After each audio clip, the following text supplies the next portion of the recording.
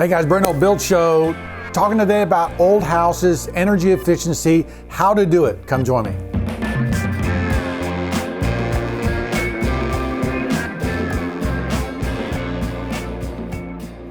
Really, you got to realize that the idea of insulation and insulating is a post-1945, post-1950 way of thinking about building. A lot of it came about through World War II spending, okay? Fiberglass was invented by accident as a little spiral of glass came off when they were trying to glue these blocks together. And the whole concept of insulation is that you are retarding, okay, that's where the R value comes from, to keep heat and cold from moving through a space. And so basically what happens is an insulated batt basically slows the transfer of heat and cold as it comes through a thing because it captures warm pockets of air and it's harder to move that air through that batt and you get insulated properties, okay? So basically in your stud wall, right? And if you got sheathing on this side and sheathing on this side, having nothing in between that cavity, okay? Cold air, let's say this is outside and this is cold air, it's going to move through that space pretty quickly because there's nothing to retard it, to stop it, except the sheathing on the outside, whether it's siding or brick or whatever else. If I put insulation in here, okay, basically all of these little areas trap air, okay?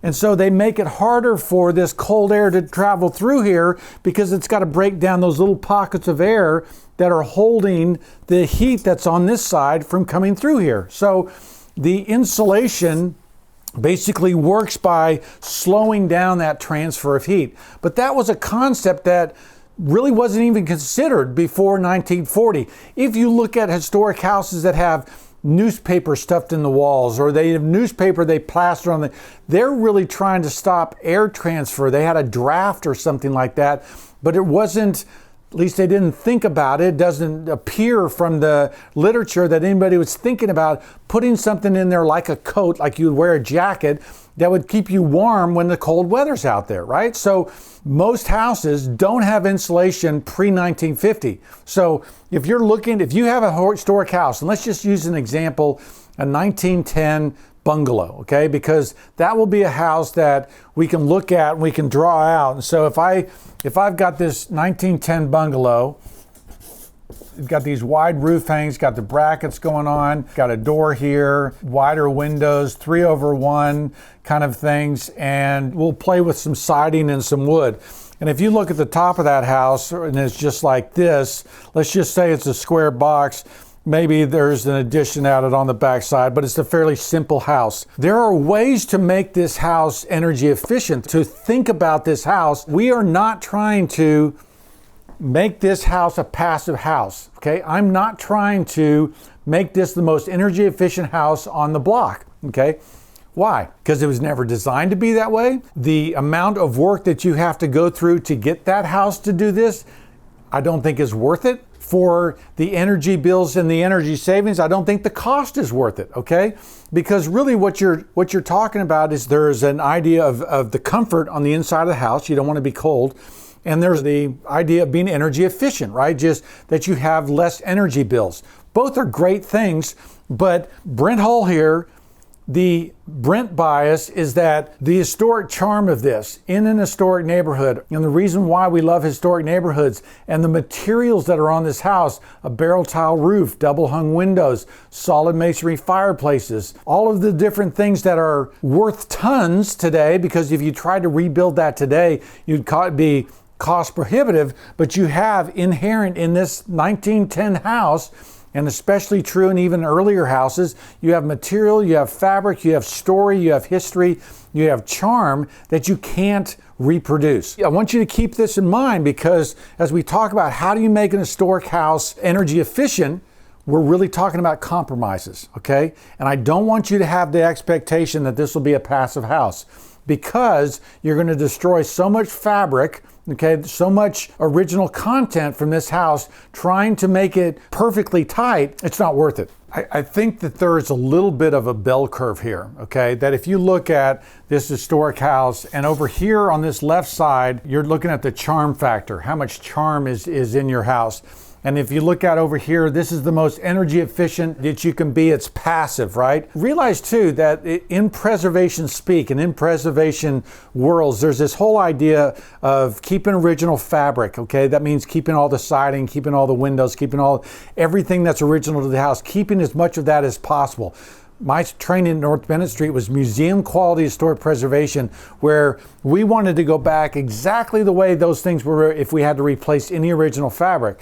Okay, realize that in order to get it passive, you're going to lose a lot of that original fabric. So when I say you're losing that charm, you're sacrificing that. Why? Well, if you want to put foam in your walls, okay, you either have to take off the outside of the house or you have to take off the inside of the house. If I have to take off the inside of the house, I'm taking down all my trim and all my doors, and it's a mess, right? Could you go back with that original lath and wood plaster? Probably not. You'd probably go back with drywall. So you've started sacrificing all these historic materials for energy efficiency, right? So that's why there's this bell curve, and I don't want you to find this, because I think that sweet spot, let's say that you could get this house to a net positive house. I'm anxious about it for you because of all the sacrifices you're going to have to make to get it there, and the money that you're going to have to spend to get it there. I don't think you'll see back in energy bills, okay?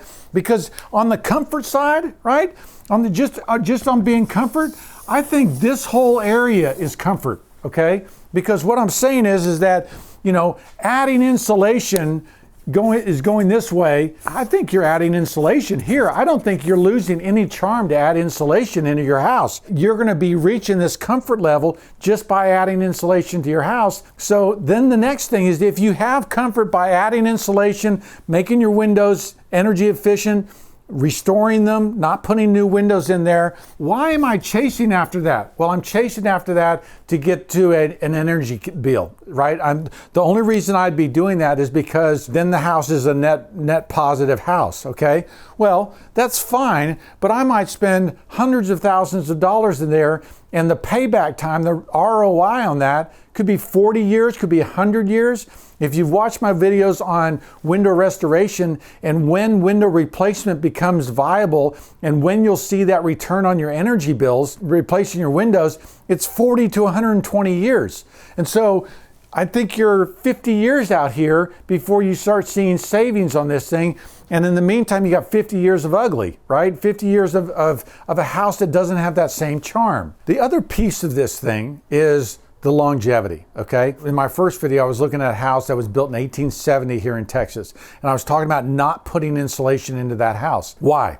Well, the house was already 150 years old, okay? 150 years old. How long do we want our houses to last, right? How long should it be expected? This is a frontier house with wood siding. It wasn't a super nice house, yet it lasted 150 years. Why had it lasted that long? Because it was built in a way that allowed it to, when it gets wet, primarily, remember, water is the enemy, okay? Water is the problem that we have to manage, not anything else really, okay? Termites, yes, maybe earthquakes, yes, sure, in some areas. Those things you can manage. Water is the thing that rots the house, that destroys the house. If you're looking at an historic house and just want to keep it in place, keep the roof dry, keep the foundation dry, okay? And that house will last a long time. Water is the enemy. So if we've got a house that's lasted 150 years, one reason I hate foam, okay, is because foam holds water. There was an article recently from the BBC out of London that a number of lenders have stopped lending money on historic houses that have foam insulation in them. Why would they do that? Because they were finding that foam was holding water, retaining water in these houses and rotting out the timbers.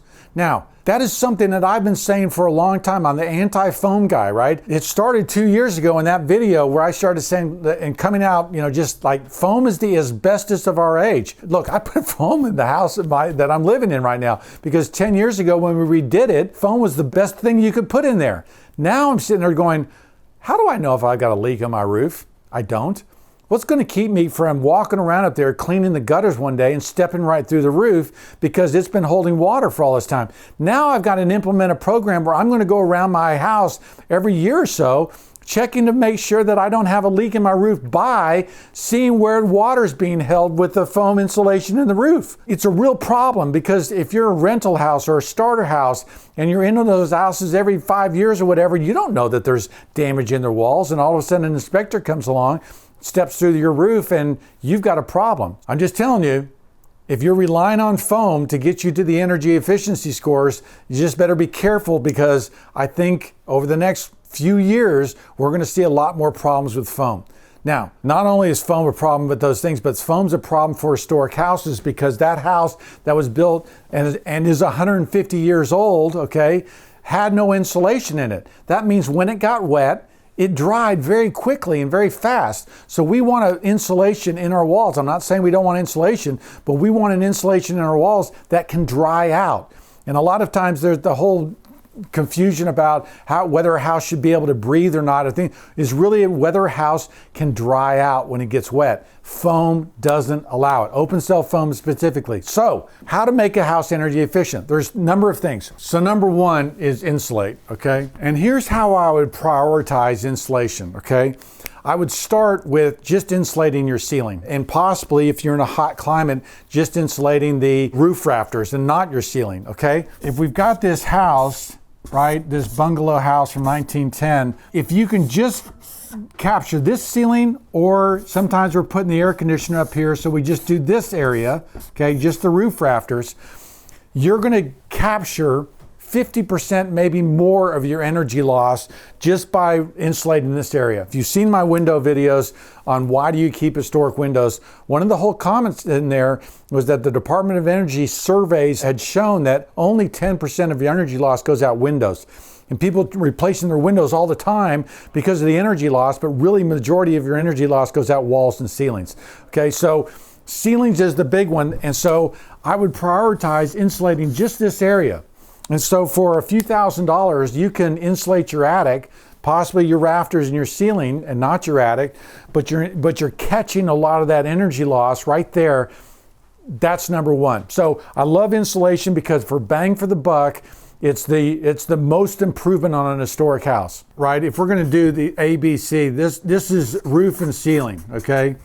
That's where you want to go. Two would actually be the floor and cavity underneath your house. So because pre-1940s are almost all pier and beam, vapor loss that happens out there, we're doing products like Stega-Crawl and things like that to stop the moisture and stop the vapor that's coming up from the ground. We don't have radon in Texas that you do up in the Northeast. This kind of vapor barrier is, again, a inexpensive way to help control and manage humidity, help control and manage vapor. The third one is the walls, okay? Because walls are so hard to get to. If you have a masonry house with plaster walls on the inside, it's going to be very invasive to try to insulate those walls. In order for me to drill a hole in the top of that plate to try to blow insulation down into this cavity is going to be very hard, okay? Because I have to be drilling, it's almost impossible to do. So sometimes getting to the wall cavity just is too hard. You also realize that on the side of this house, okay, if the walls go up like this, there's your ceiling, that I've got window, I've got big window, I've got another window, and I've got another window here. That the idea of capturing these wall spaces is going to be choppy, right? And so I've already got a lot of holes and penetrations in that wall anyway. Let's just manage what we can manage. Sometimes best practice, my opinion, as a preservation guy, is to not insulate. Okay? Because of the damage, because of the things, the invasiveness you're going to have to do to insulate. Think about insulating, if this is a window here, right there, that's a terrible window, that all the work you're doing to get insulation above and below that window, you don't have the silver bullet to solve everything and do everything. Just enjoy your house. Just enjoy the wonder of your house, the beauty of your house.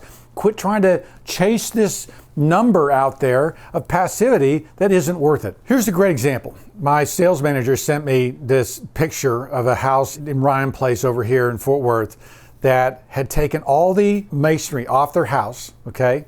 And you see these sheathing boards that are up there kind of randomly, and they had sprayed foam inside their cavity of their houses. Now that's really chasing after that number, that silver bullet, okay? Maybe, hopefully hopefully the masonry was in terrible condition, okay? Hopefully something was going on there that allowed them to do it. But talk about spending thousands and thousands of dollars to get foam in your walls for what gain, okay?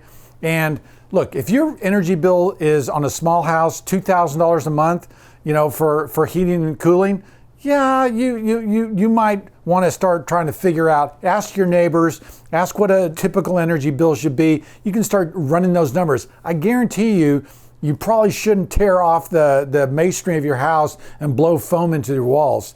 Not to say anything else to the fact that foam's a terrible product, right? I would have loved it if they'd blown cellulose in there. Why? Cellulose can dry out. Open cell foam will not dry out. If a sprinkler starts hitting that wall,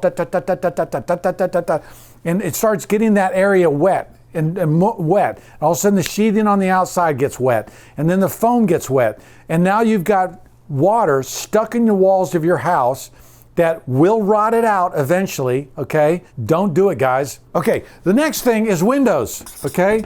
I talked about it a little bit, and I've got other videos on it of why you don't want to change your windows. You've got a product in your house, an historic window, a 100-year window that's in your house that will last for another 100 years.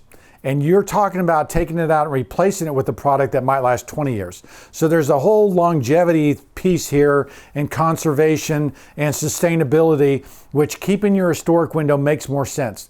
Two, only 10% of your energy loss, according to the Department of Interior, basically saying that only 10% of your energy loss is going out windows. Most of it's going out the roof and walls. That's why we're putting insulation in, right? So the windows, the WPA, Window Preservation Alliance, it is a group of window restorationists and window makers around the country who deal in historic windows. Have a WPA person come out. There's a directory on their website. You can go in and find someone who will come in and restore your windows, okay? So if we go back to the example of this historic house, 2,000 square feet in 1910, 1911, it's probably got 20 or 30 windows in it. So if it has a character-defining window design with the 3 lights like this, right? 3/1, right? Or let's say it's even more complicated. It has the window lights all the way around the outside and the little squares, right? Because the modern window makers don't like to make that because it's too much work, okay? You're talking about a window that's going to be $2,500 from a Marvin Pella, big manufacturer like that, that's going to replace those windows. You got 20 windows, you've got, you know, a $40,000 bill, okay, to replace your windows. And I guarantee you, if you get into the $20,000, $30,000, $40,000 chasing the silver bullet of energy efficiency, you'll never see that money again, okay? You will not see it on an energy bill. And that's what you're chasing after, is that, you know, those dollars and dimes. That's why I love insulation, because it's low cost for big impact. The windows is not, okay? You're not losing enough energy out your windows, and there's not enough gain, and the windows don't last as long. So getting the windows restored, okay? Getting your historic windows working again, okay? We will sell storm windows, okay? Historic storm windows that go over top of old windows. That's a way to make them energy efficient. So there are other solutions. Interior storms, Indow, there's companies that make interior storms you can put over your windows. If you're in much colder climates than Fort Worth, Texas, you guys up in Minnesota maybe, you might need an interior storm to help your windows, but taking them all out to make them energy efficient doesn't work. Okay guys, sorry to ramble forever on this thing, but it's complicated, it's hard. Let's remember that when we've got an historic house, why we bought it. We bought it because we fell in love with it. Bought it because, oh my gosh, it's so charming. I love this neighborhood, I love the big trees, right? All those things that make us fall in love with historic houses doesn't mean that they need to be this super energy efficient passive house.